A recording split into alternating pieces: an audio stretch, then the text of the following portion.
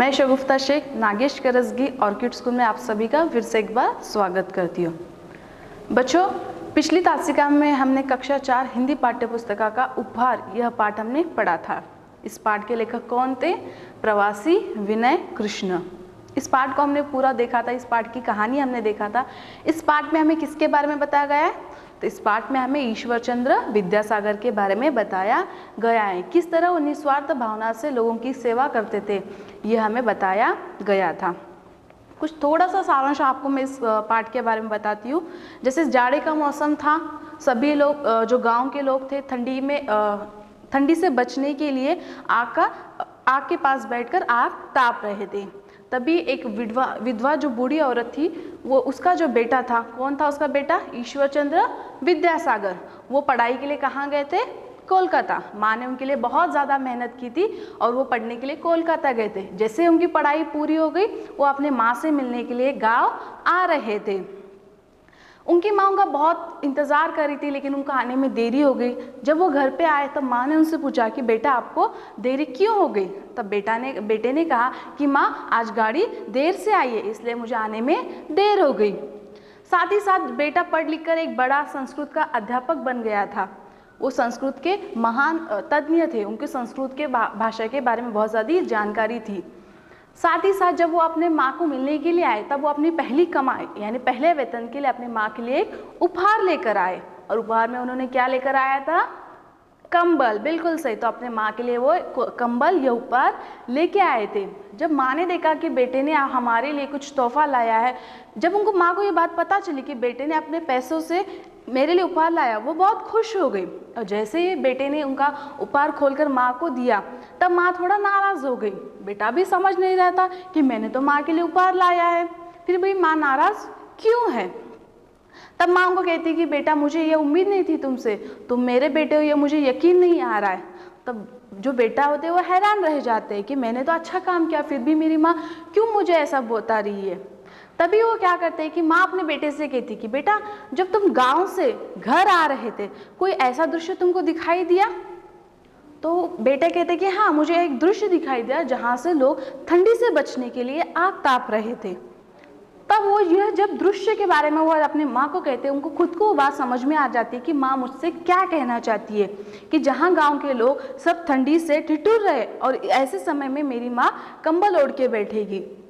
तब माँ को ये बात भी अच्छी नहीं लगती कि सारे गांव के लोग परेशानी में और मैं कंबल में बैठी रहूं। तब वो माँ को अपने वचन देता है कि माँ मैं सबके लिए कंबल लेके आऊँगा, गांव में जो हर एक सदस्य है, हर एक सदस्य के लिए मैं कंबल लेकर आऊँगा। यह बात सुनते ही माँ खुश हो जाती है और जो वचन ईश्वरचंद्र विद्यासागर जी ने अपने माँ को दिया था, वो वचन भी वो पूरा कर देते हैं और माँ भी खुश हो जाती है।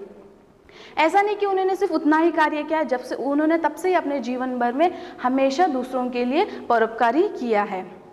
इस कहानी से हमें यही सीख मिलती है कि हमें लोगों की सहायता के लिए प्रेरित करती है। ये जो कहानी है हमें लोगों की सहायता करने के लिए प्रेरित करती है।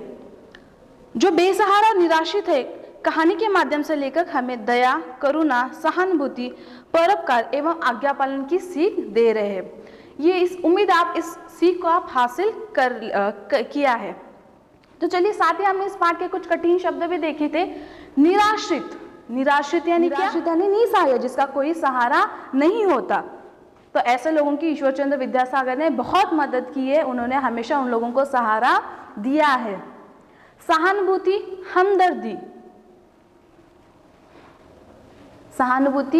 हमदर्दी, परोपकार, भला, जाड़ा, सर्दी, छोर, अंतिम सीरा,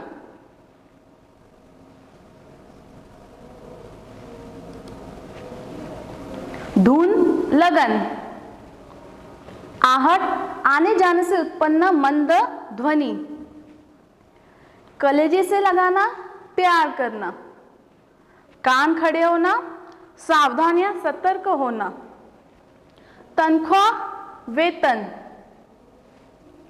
उपहार, भेंट, सौगात, गुमसुम, चुपचाप, पांव पकड़ना, खुशामद करना, चेहरा खिल उठना, बहुत प्रसन्न होना, कमाऊ पैसे यानी कमाने वाला।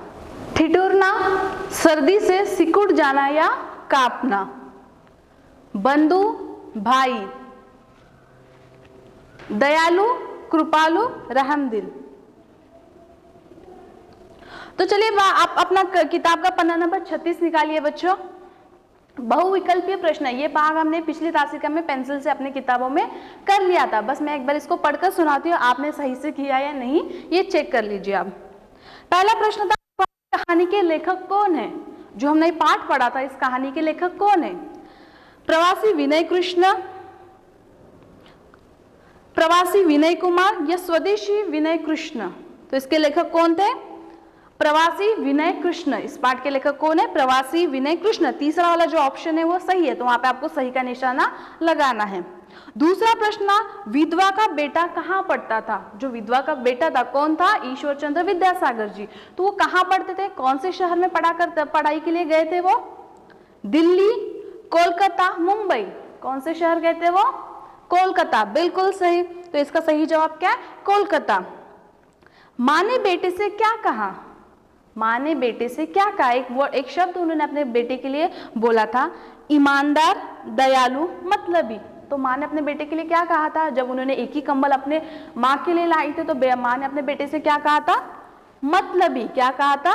मतलबी। तो मतलबी ये सही जवाब है, उस पर आपको सही का निशाना लगाना है। यह कार्य करते समय आपको पेंसिल का इस्तेमाल करना है। बेटा माँ के लिए क्या उपहार लाया? बेटा माँ के लिए क्या लेकर आया? तोहफे में अपने माँ के लिए क्या लेकर आए थे वो? कीमती घड़ी, कीमती कंबल, कीमती चूड़ियां। तो क्या लेकर आए थे? कीमती कंबल। बिल्कुल सही। तो आपको कंबल पे सही का निशाना लगाना है। साथ ही साथ हमने दूसरा प्रश्न था, लिखित सही शब्द द्वारा रिक्त स्थान भरिए।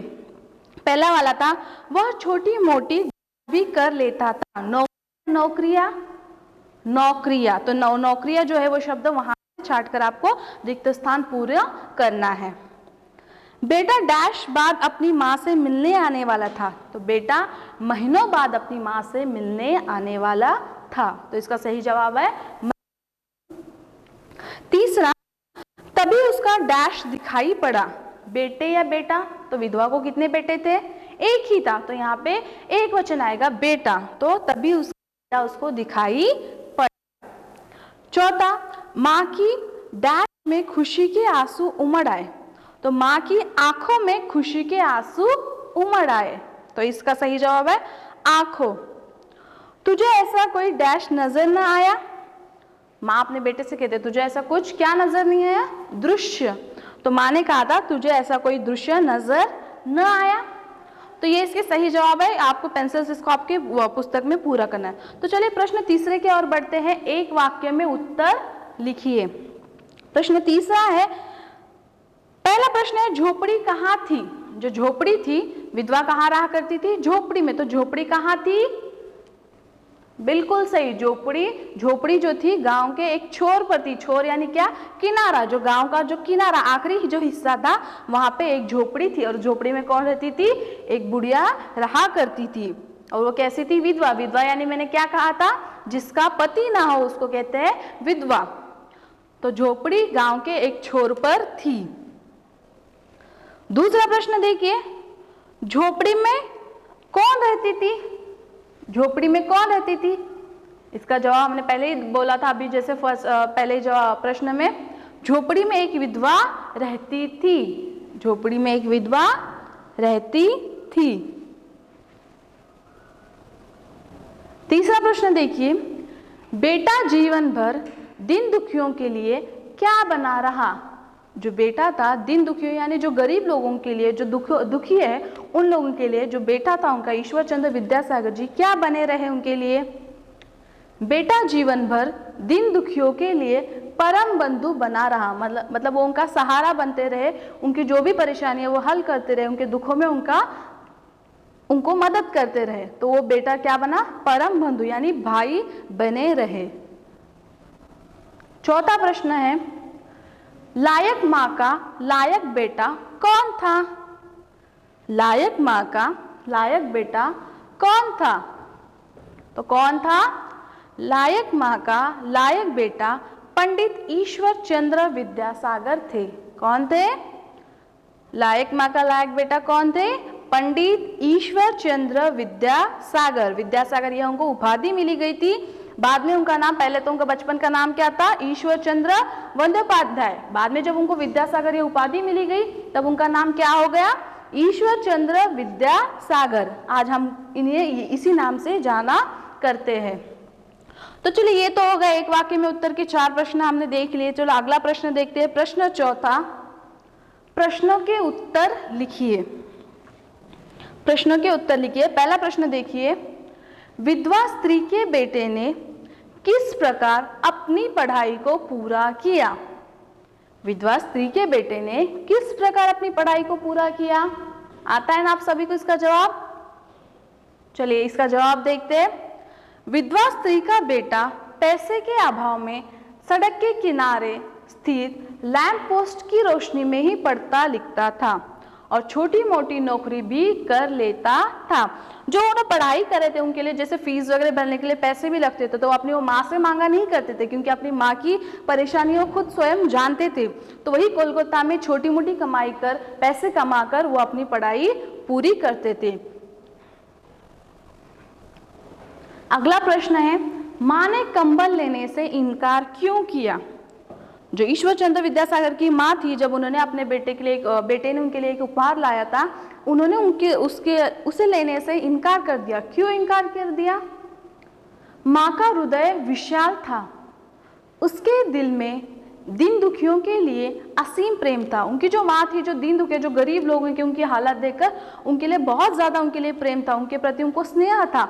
वह चाहती थी कि उसका बेटा भी सबका ख्याल रखे, स्वार्थी न बने। जिस तरह मेरा बेटा पढ़ लिख कर बड़ा बना है, वो सिर्फ मेरा ख्याल ना रखे, जो गांव में जो दिन दुखिया है उनका भी वो ख्याल रखे, यह उनकी माँ चाहती थी। इसलिए उसने बेटे से कंबल लेने से इनकार किया। देखो यहाँ पे उसकी जो माँ थी वो ये नहीं चाहती कि बेटा पढ़ लिख कर सिर्फ मेरी हिफाजत करे या मेरा ख्याल रखे। उनकी माँ का हृदय भी बहुत विशाल था, वो यह चाहती कि बेटा मेरे साथ साथ जो गाँव में दिन दुखिया है उनका भी ख्याल वो रखे। प्रश्न तीसरा, माँ ने कंबल वापस करते हुए बेटे से क्या कहा? माँ ने कंबल वापस करते हुए बेटे से क्या कहा? माँ ने कहा, अभिमानी माँ को अपने बेटे के स्वभाव से स्वार्थ की बू आ रही थी। उनको ऐसा लग रहा था कि मेरा बेटा अभी स्वार्थी बन गया है। स्वार्थी यानी सिर्फ अपना देखना, स्वार्थी बन गया है। उसने बेटे की दिए कंबल को ओढ़ने से मना किया। उपहार वापस करते हुए माँ ने बेटे से कहा कि उसका यह उपहार वह तभी स्वीकार करेगी जब वह इस गांव के लिए ऐसा ही एक एक कंबल ला देगा। माँ ने अपने बेटे से क्या कहा? जब तू उन्होंने जो कंबल है अपने बेटे को वापस कर दिया और उन्होंने कहा कि जब तू गांव के हर एक सदस्य के लिए कंबल लाएगा तभी मैं इसे स्वीकार करूंगी। चौथा, क्या बेटे ने माँ की इच्छा पूरी की? क्या बेटे ने माँ की इच्छा पूरी की? उन्होंने माँ को एक वचन दिया था कि मैं गांव के सभी सदस्यों के लिए कंबल लाऊंगा। क्या वो यह इच्छा माँ चाहती थी? ये तो वचन दिया था, लेकिन माँ की इच्छा क्या थी कि वो अब माँ के साथ साथ जो गांव में सभी लोग हैं उनका भी ख्याल रखे। तो उन्होंने यह इच्छा पूरी की।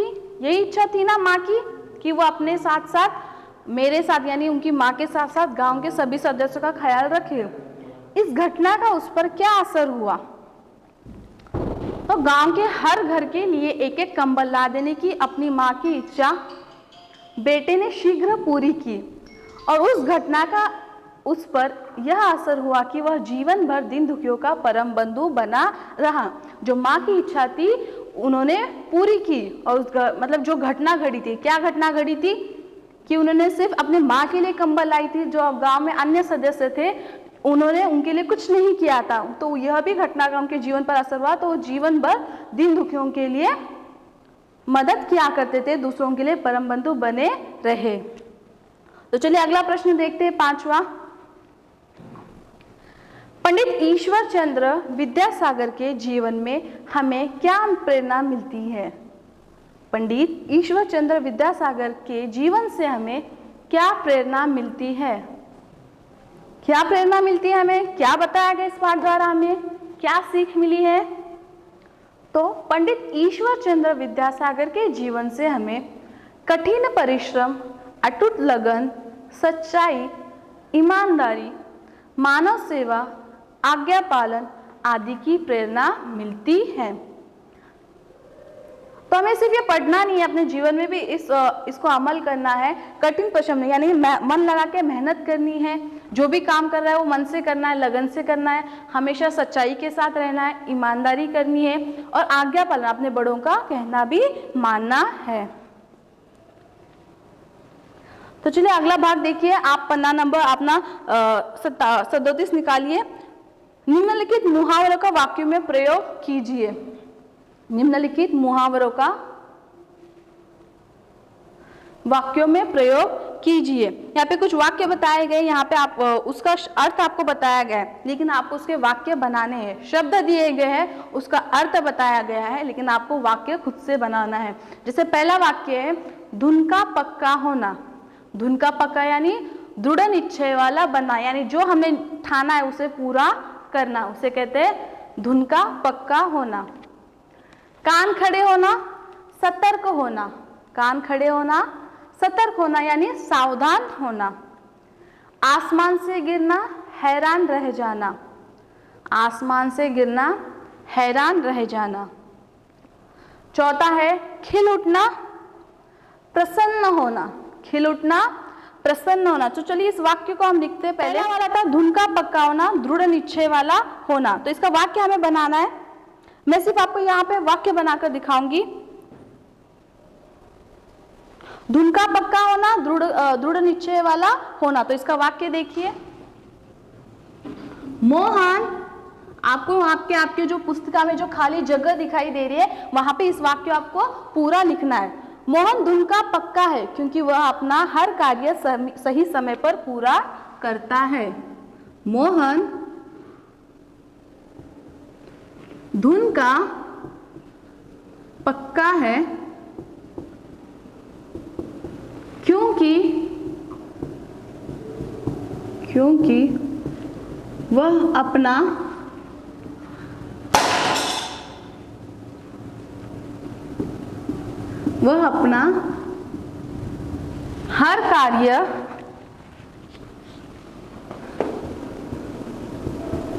हर कार्य समय पर पूरा करता है।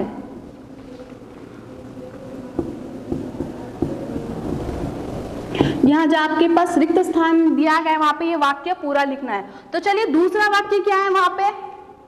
दूसरा वाक्य है कान खड़े होना। कान खड़े होना यानी सतर्क होना, सावधान होना। इसका वाक्य ऐसा नहीं कि जो मैंने दिया वही लिखना है आपको। अगर आपको भी वाक्य आता है इस शब्द को इस्तेमाल कर तो आपने लिखना है, लेकिन ये शर्त ये है कि आपका जो वाक्य है वो सही होना चाहिए। जरा सी आहट आने पर सरहद पर रहे जवानों के कान खड़े हो जाते हैं। जरा सी आहट आने पर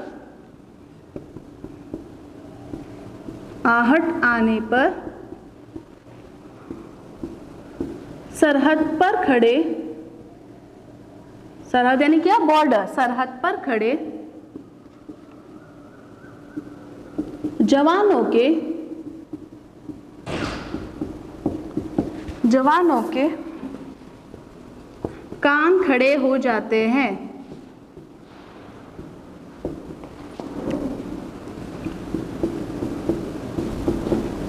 कान खड़े हो जाते यानी सावधान हो जाते हैं, वो सतर्क हो जाते। तीसरा है आसमान से गिरना यानी हैरान रह जाना। कीमती जेवर चोर उड़ा ले गए, यह खबर सुनते ही ममता जैसे आसमान से गिर पड़ी।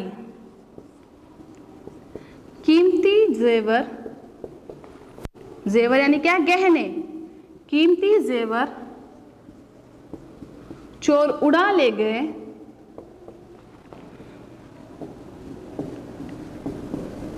यह खबर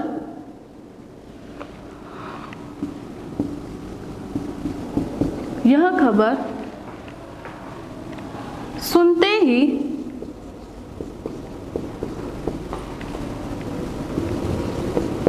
ममता आसमान से गिर पड़ी। यानी सच में आसमान से गिर पड़ी क्या? ममता आसमान पर चढ़ी थी क्या? नहीं, आसमान से गिरना यानी हैरान रह जाना, तो ममता आसमान से गिर पड़ी यानी हैरान रह गई।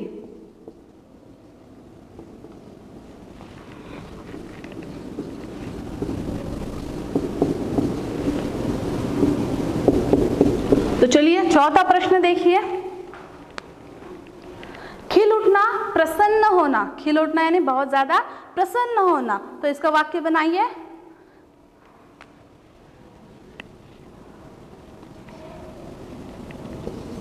बोर्ड परीक्षा में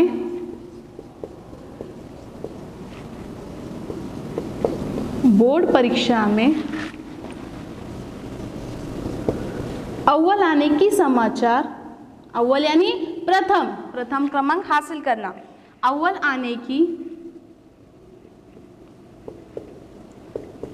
की समाचार यानी खबर, अव्वल आने की समाचार सुनते ही रमेश का चेहरा खिल उठा। रमेश का चेहरा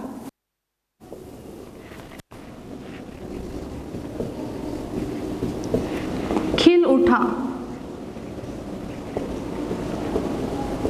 तो ये हमने कुछ वाक्य देखे थे, 4 वाक्य आपको बताए गए, इसको आपको पूरा करना, आपके पुस्तिका में पूरा करना है। तो चलिए पिछला भाग में देखिए कुछ रह गया था हमारा, जैसे अगला प्रश्न है स्त्रीलिंग और पुल्लिंग। स्त्रीलिंग किसे कहते हैं और पुल्लिंग किसे कहते हैं? जिस शब्द से, पुल्लिंग, पहले हम पुल्लिंग की परिभाषा देखते हैं।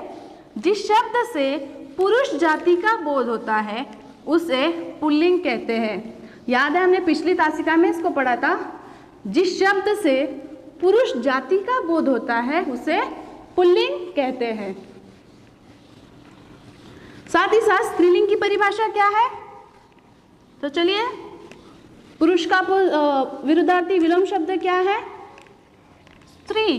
तो जिस शब्द से स्त्री जाति का बोध होता है उसे स्त्रीलिंग कहते हैं। जिस शब्द से स्त्री जाति का बोध होता है उसे स्त्रीलिंग कहते हैं। तो चलिए यहाँ पे कुछ शब्द दिए गए, आपको वो भी पूरा करना है। जैसे भगवान, भगवान यह शब्द क्या है? पुल्लिंग। और दूसरा हिमालय, हिमालय यह शब्द क्या दर्शाता है? पुरुष जाति का बोध होता है, तो यह भी क्या आएगा? पुल्लिंग।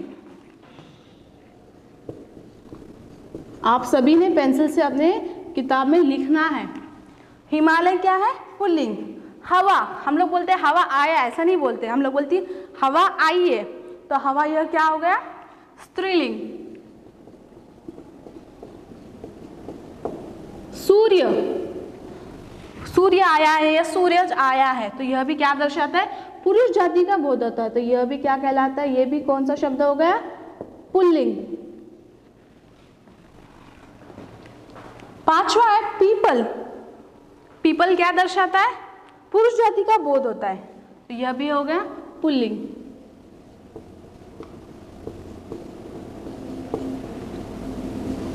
और आखिरी है देवनागरी। देवनागरी, तो नगर, ये जो क्या नागरी क्या दर्शाता है? स्त्रीलिंग का, तो यह हो गया स्त्रीलिंग।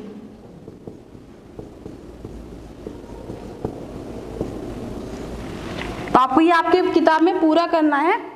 साथ ही साथ लास्ट अगला भाग देखिए, नीचे दिए गए वाक्यों में से संज्ञा और सर्वनाम शब्द चुनकर लिखिए। संज्ञा और सर्वनाम हमने पढ़ा था।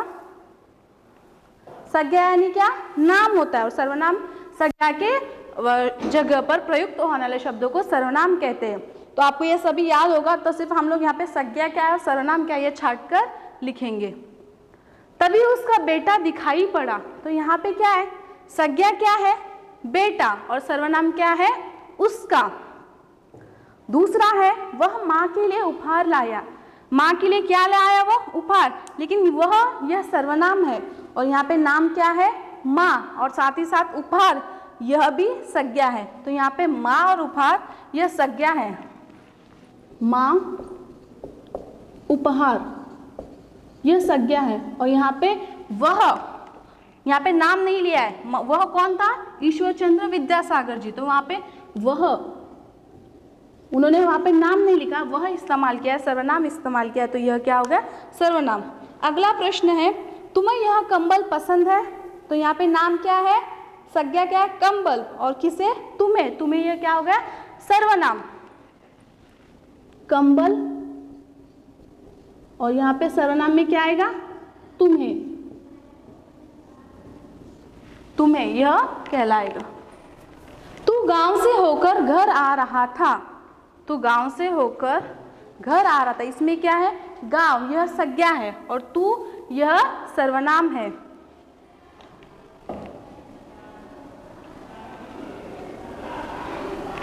तो लिखिए गांव, तू। दूसरा है, यह कंबल तू अपने साथ कोलकाता ले जाना। तो यहाँ पे दो संज्ञा आते हैं, कंबल और कोलकाता, क्योंकि यह नाम वस्तु का नाम है और यह स्थान का नाम है। कंबल और कोलकाता, ये दो संज्ञा है, और उन्माद ने किससे कहा था? तू। तू तू यह क्या हो गया? सर्वनाम हो गया। तो आखिरी देखिए, वे आग के पास बैठे हुए थे। तो यहाँ पे नाम क्या है? आग, और वो क्या है? वे। आग यह संज्ञा है और सर्वनाम क्या है? वे।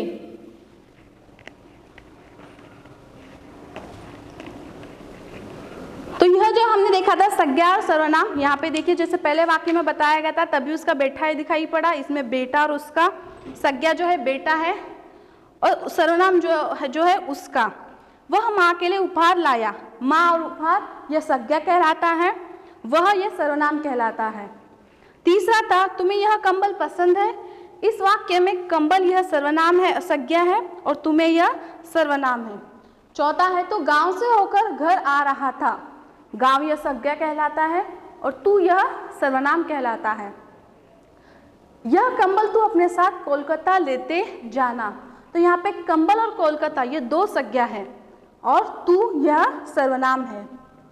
वे आग के पास बैठे हुए थे। कौन बैठे थे? वे। यहाँ पे किसी का नाम नहीं लिया गया, तो वे यह सर्वनाम कहलाएगा।